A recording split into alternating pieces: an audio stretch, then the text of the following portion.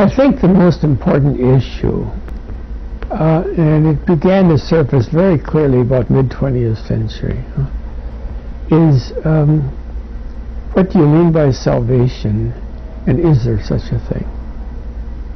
Or to put it the way a very interesting little book written by a Lutheran recently put out, what in the world is God doing?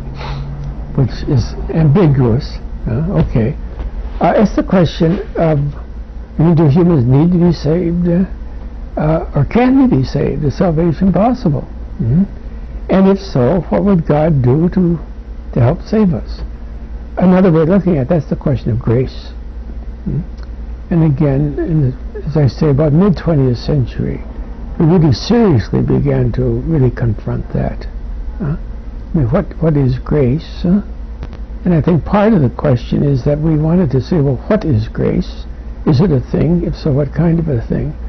Personally, I think that what you mean by the basic grace, what we used to call sanctifying grace, is the transformation that occurs to a person by the presence of God. That is a transformation of some kind. That I would see as grace.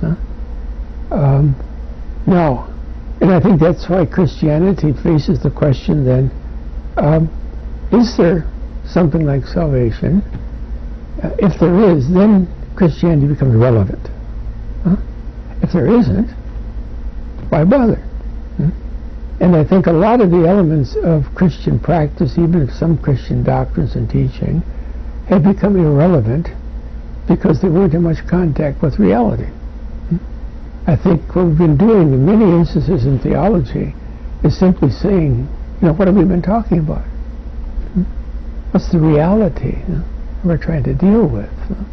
And I think until we get to that level, it becomes just a very abstract academic exercise.